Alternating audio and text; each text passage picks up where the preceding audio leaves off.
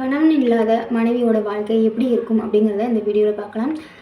ஒவ்வொரு மனைவிக்குமே கணவன் இருக்கிறது ரொம்ப ரொம்ப முக்கியம். சரிங்களா? அவங்க உழைப்பு மூலியமாக இல்லை, அவங்களோட உழைப்புக்காக மட்டும் இல்லை, அவங்களோட பாதுகாப்புக்காக கணவன் ரொம்ப அவசியம். சரிங்களா? ஒரு பொண்ணு பாதுகாப்பாக உணர்றாங்க அப்படின்னா அவங்க கணவன் இருந்தால் மட்டும்தான் பாதுகாப்பு கிடைக்கும். சரிங்களா? கல்யாணத்துக்கு முன்னாடி அப்பா கூட இருப்பாங்க, அம்மா அதாவது அண்ணன் தம்பி கூட இருப்பாங்க. மேரேஜுக்கு அப்புறம் தன்னோட ஹஸ்பண்ட் தான் நம்மளுக்கு ஒரு பாதுகாப்பாக இருப்பாங்க. சரிங்களா? சப்போஸ் ஒரு சூழ்நிலையில் ஏதோ ஒரு சூழ்நிலை ஹஸ்பண்ட் இல்லை அப்படின்னா அந்த நேரத்தில் நீங்கள் எல்லா முடிவுகளையும் தானாக எடுக்கக்கூடிய ஒரு என்ன சொல்லணும்னா தைரியம் உள்ள பொண்ணாக இருக்கலாம். இருந்தாலுமே எவ்வளோ தைரியமாக இருந்தாலுமே தனக்கு பாதுகாப்பாக இருக்கிறது பாதுகாப்பு அளிக்கக்கூடியது அப்படின்னா தன்னோட கணவன் மட்டும்தான். அவங்க இருக்கும்போது இருக்கிற அந்த பாதுகாப்பு உணர்வு அவங்க இல்லைன்னா இருக்கவே இருக்காது. எப்பயுமே ஒரு பயம், பதட்டம் அந்த மாதிரி உணர்வு இருந்துக்கிட்டே இருக்கும். சரிங்களா? இப்போ ஒவ்வொரு பொண்ணும் தனிமையாக இருக்காங்க. ஆனால் அவங்கக்கிட்ட போய் கேட்டால் தான் தெரியும் அந்த பெண்கள் எவ்வளோ கஷ்டப்படுறாங்கன்னு சொல்லிட்டு. நிறைய வசதி, நிறைய சம்பாதிக்கலாம், சுயமாக எல்லா முடிவும் கரெக்டாக எடுக்கலாம், அவங்களோட லைஃப் நல்லா தான் போகும். இருந்தாலும் ஒரு பாதுகாப்பு, அதாவது தனக்குன்னு ஒரு பாதுகாப்பு இல்லாத ஒரு உணர்வு அவங்கள்ட்ட இருந்துக்கிட்டே தான் இருக்கும். ஒரு பயம் இருக்கும், பதட்டம் இருந்துக்கிட்டே தான் இருக்கும். சரி, இந்த வீடியோவில் என்னென்னா ஒரு கணவன் இல்லைன்னா எந்தெந்த விஷயங்களை அவங்க எந்த மாதிரி உணர்றாங்க அப்படிங்கிறது தான் வீடியோவில் பார்க்க போகிறோம். ஓகேங்களா? ஸ்கிப் பண்ணாமல் பாருங்கள், பார்த்தா தான் என்ன சொல்கிறேன் அப்படிங்கிறது புரியும். கணவர் இல்லாத வாழ்க்கையில் ஒவ்வொரு பெண்ணுக்குமே சூழ்நிலைகள் மாறலாம், மனநிலை மாறலாம். அடுத்து அவங்களோட தேவைகளுக்காக அவங்க லைஃப் மாறுபடும். சரிங்களா? சூழ்நிலைகள் இப்போ இருக்கிற இடத்த விட்டு அவங்க அம்மா வீட்டுக்கு போயிடுறாங்க அப்படின்னா, இல்லை வேறு ஊருக்கு போய் நம்ம வாழலாம் அப்படின்னு சொல்லிட்டு போயிட்டாங்கன்னா அந்த சூழ்நிலைகள் மாறுபடும். அடுத்து மனநிலை, இப்போ அவங்க இருக்கும்போது ஒரு சந்தோஷமான ஒரு ஃபீலிங்ஸ் இருந்திருக்கும். தனக்குன்னு ஒருத்தவங்க ஆறுதலாக இருக்காங்க. நம்ம முழுப்பொறுப்பு எடுக்க தேவையில்லை. நம்ம நம்மளுக்குன்னு ஒரு ஆறுதல், ஒரு அக்கறையோடு நம்மளை பார்த்துக்கிறவங்க, பாதுகாப்பாக பார்த்துக்கிறவங்க இருக்காங்க அப்படிங்கிற ஒரு தைரியத்தில் இருந்திருக்கும். ஆனால் அவங்க இல்லாதப்ப அந்த ஒரு வெறுமை தெரியும். சரிங்களா? அந்த உணர்வு ஏற்படும். அடுத்து என்னன்னா தேவைகள்னால் அவங்க இருக்கும்போது எல்லா தேவைகளும் நம்மளுக்கு என்ன தேவையோ அதுக்கு எல்லாமே அவங்களே பார்த்துக்குவாங்க. நம்ம கேட்டால் போதும், இது வாங்கி கொடுங்க, அது வாங்கி கொடுங்க, இது தேவை அது தேவைன்னு கேட்டால் போதும், அவங்க வாங்கி கொடுத்துருவாங்க. அந்த தேவைகள் நம்ம சொல்கிறதோட வச்சுக்குவோம். அதுக்காக நம்ம சம்பாதிக்கணும் அப்படிங்கிற ஒரு முடிவு எடுத்திருக்க மாட்டோம். எல்லா பொறுப்புகளுமே அவங்க எடுத்திருப்பாங்க. ஆனால் அவங்க இல்லாத சூழ்நிலையில் நம்மளோட சூழ்நிலைகள் மாறும், மனநிலை மாறும். அடுத்து நம்மளோட தேவைகளுக்காக நம்ம உழைக்க வேண்டியது இருக்கும். சரிங்களா?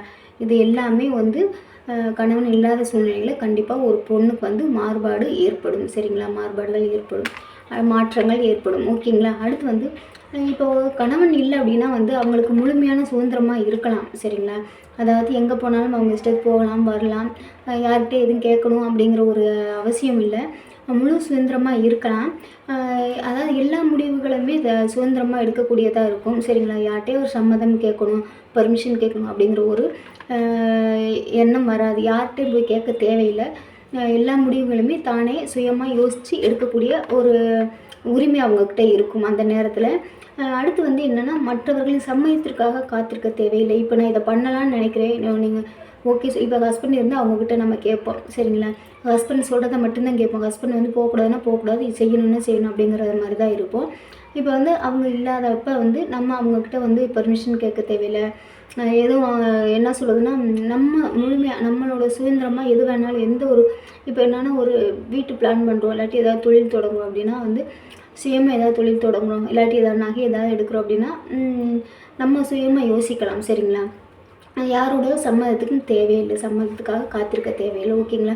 அடுத்து இது எல்லாமே நம்ம தைரியமாக சுதந்திரமாக இருந்து தைரியமாக எல்லா முடிவுகளும் எடுத்தாலும் யாரோட சம்மதமும் இல்லைனாலும் தைரியமாக இருக்கிறோம் அப்படின்னாலுமே அவங்களுக்குள்ள ஒரு ஆழமான தனிமை உணர்வு ஏற்படும். சரிங்களா? என்னதான் நம்ம தைரியசாலியாக இருந்தாலும் கணவன் இல்லை அப்படிங்கும்போது அவங்களுக்குள்ள ஒரு தனிமையான உணர்வு இருந்துக்கிட்டே இருக்கும். சரிங்களா? குடும்ப சுமைகளையும் நிதி பொறுப்புகளையும் தனியாக சமாளிக்கும் நிபந்தனம், அதாவது என்னன்னா நிர்பந்தத்தில் இருப்பாங்க. குடும்ப சுமைகள், எல்லா பொறுப்புகளும், எல்லா வேலைகளும் தான் பார்க்கணும். அதாவது குடும்ப பொறுப்புகள் மட்டும் இல்லை, அதுக்கு வந்து தேவையான செலவு, வரவு செலவு எல்லாத்தையுமே நம்ம தான் பார்க்கக்கூடியதாக இருக்கும், பார்க்க வேண்டியதாக இருக்கும். அந்த ஒரு நிர்பந்தத்தில் இருப்போம், சரிங்களா? அப்போ வந்து ரொம்ப என்ன சொல்கிறேன்னா, அவங்க இருக்கும்போது நம்ம ஜாலியாக இருந்துட்டு, அவங்க இல்லைங்கும்போது இந்த மாதிரி ஒரு சூழ்நிலையில் நம்ம தள்ளப்படுறோம், சரிங்களா? அதனால் நான் சொல்ல வர்றது என்ன அப்படின்னா, இருக்கும்போதே வந்து நம்மளுக்குன்னு ஒரு தொழில், நம்மளுக்குன்னு ஒரு உழைப்பு வேலை இருக்கணும், சரிங்களா? நம்மளும் ஒரு கொஞ்சமாவது சம்பாதிக்க பழகிக்கணும். அதுதான் வந்து வாழ்க்கைக்கு ரொம்ப முக்கியமான ஒன்று. எப்பயுமே அடுத்தவங்கள வந்து எதிர்பார்த்து நிற்கவே கூடாது எதுலேயுமே, சரிங்களா? சுயமாக சம்பாதிக்க பழகிக்கணும். அப்புறம் வந்து என்னென்னா, தனியாக சமாளிக்கணும் அப்படிங்கிற ஒரு எண்ணம் அந்த நேரத்தில் வந்து நம்ம ஏற்கனவே வந்து எல்லாமே பார்த்து சமாளித்து இருந்தோம்னா அந்த நேரத்தில் அந்த உணர்வு ஏற்படாது, சரிங்களா? எப்பயுமே நம்மளுக்குன்னு ஒரு தொழில் இருக்கணும், சுயமாக யோசிக்க பழகிக்கணும், ஓகேங்களா? அடுத்து வந்து கணவரின் அன்பு மற்றும் ஆறுதல் இல்லாமல் வெறுமை உணர்வு ஏற்படும் கண்டிப்பாக. ஹஸ்பண்ட் இல்லை அப்படின்னா வந்து அவங்களோட அன்பு கிடைக்காது, அவங்களோட ஆறுதல் கிடைக்காது, அவங்களோட அக்கறை கிடைக்காது. நம்மளை வந்து என்ன தான் பார்த்தா ஒரு பாவமாக தான் பார்ப்பாங்க. அதாவது நம்ம கூட இருக்கவங்களே வந்து ஒரு பாவமாக பரிதாபமாக பார்ப்பாங்க. இன்னொரு விஷயம் என்னென்னா, ஒரு ஆண் இல்லை அப்படின்னா அந்த பார்க்குறவங்களுக்கு ஒரு இளக்காரமாக நினைக்கிற மாதிரி ஒரு தோணும், சரிங்களா? நம்மளுக்கு இருக்கிற மதிப்பு குறைஞ்சி போயிடும். அதாவது ஒரு விசேஷம்னா நம்மளை வந்து கூப்பிட மாட்டாங்க, முன்னாடி நிற்க விட மாட்டாங்க. நம்மளை வந்து என்ன 10ஓட 11 தான் பார்ப்பாங்க, தனியாக தான் நம்ம நிற்கணும். அந்த மாதிரி ஒரு சூழ்நிலைக்கு தள்ளப்படுறவங்க பெண்கள், சரிங்களா?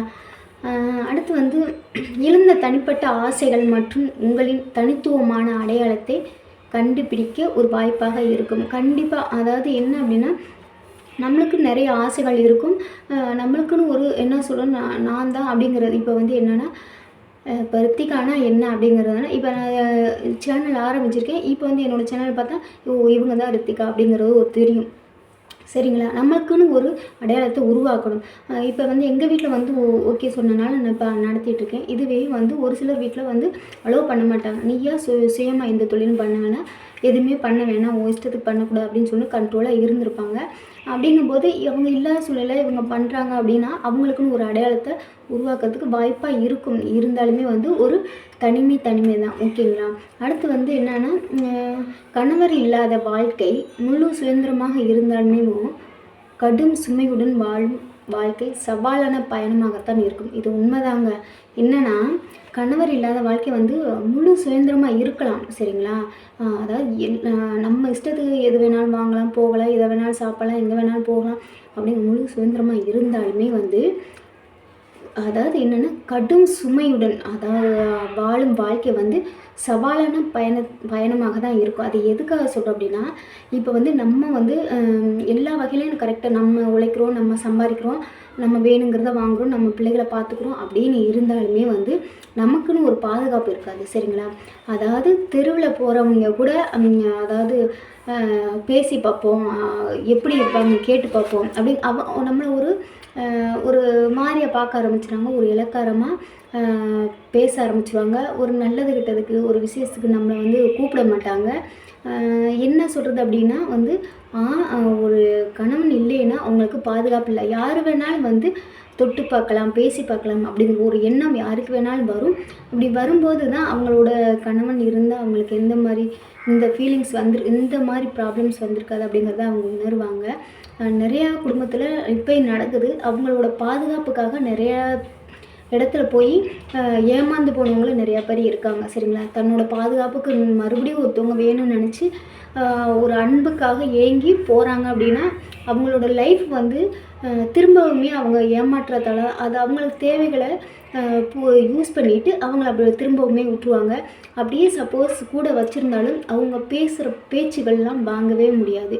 அந்த மாதிரி அந்த பாஸ்ட் லைஃப்பை அதை பற்றியே பேசி என்ன சொல்லணும்னா கொண்டுருவாங்க, சரிங்களா?